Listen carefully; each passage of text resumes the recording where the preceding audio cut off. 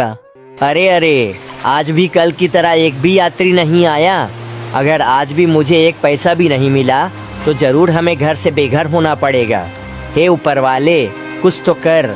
अब मुझसे और सहा नहीं जाता। मैं कैसा पिता हूँ जो अपने बेटी की ठीक ढंग से परवरिश भी नहीं कर पा रहा हूँ।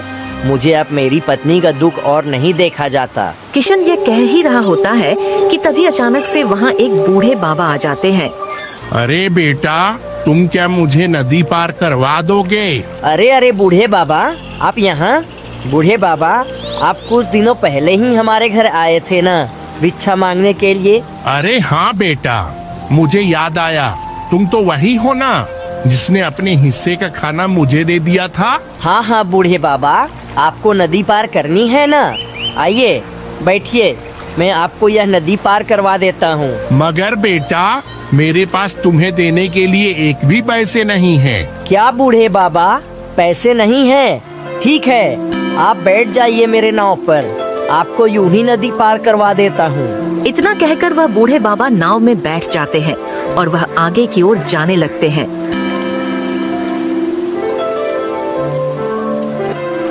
बस बेटा, इस किनारे पर तुम मुझे उतार दो। अरे बेटा, आज तुम्हारा चेहरा उतरा उतरा लग रहा है। बताओ क्या बात है? अरे बूढ़े बाबा, अब मैं आपको क्या बताऊं?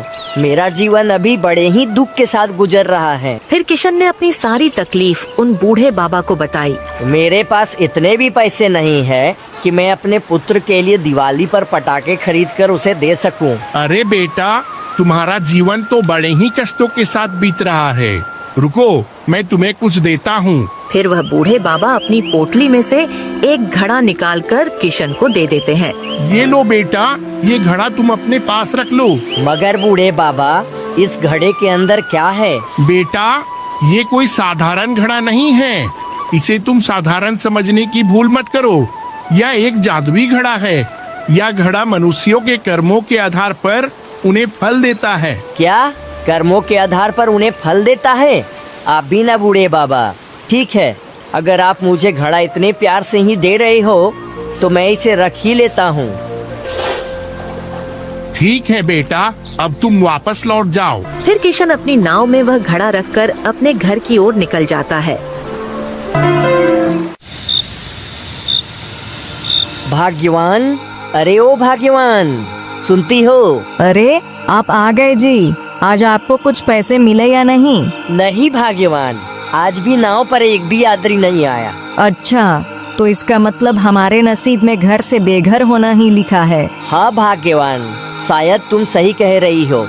मगर भाग्यवान, वो बूढ़े बाबा मुझे मिले थे जिसे हमने अपने हिस्से का खाना दिया था। वो आए थे, उन्हें भी नदी पार करनी थी, मगर उनके पास पैसे नहीं थे तो मैंने उन्हें यूं ही नदी पार करवा दी। पिताजी, आप पटाखे नहीं लेकर आए हो क्या? कल दीपावली का त्योहार है। बेटा, मुझे माफ करना, मैं तेरे लिए पटाखे नहीं लेकर आ पाया। मेरे पास पैसे नहीं है बेटा। जी, लेकिन तुम्हें यह घड़ा किसने दिया? भाग्यवान, यह घड़ा मुझे उन्हीं बूढ़े बाबा ने दिया है। वैसे इस घड़े में है क्या जी? क्या पता भाग्यवान, इस घड़े में क्या है? तुम ही इसे खोल कर देख लो। मैं इसे तो अभी तक खोल कर देखा नहीं हूँ। फिर रूपा उस घड़े को खोल कर देखती है तो वह हैरान हो जाती है।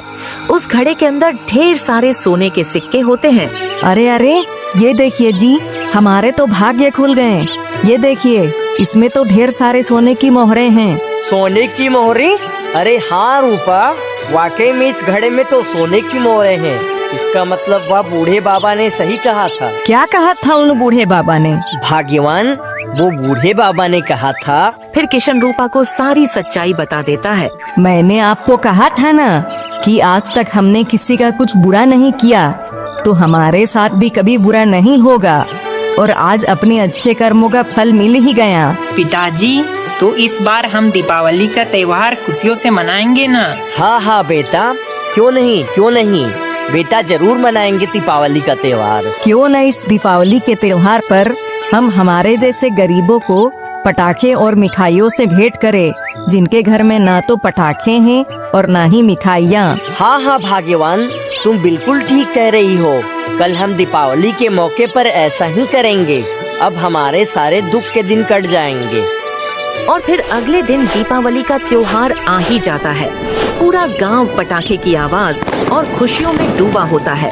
और रूपा की बातों के अनुसार किशन गांव के बीचों बीच में ढेर सारे पटाखे और मिठाइयां लाकर रख देता है। और धीरे धीरे सारे गांव के लोग किशन के यहाँ आने लगते हैं और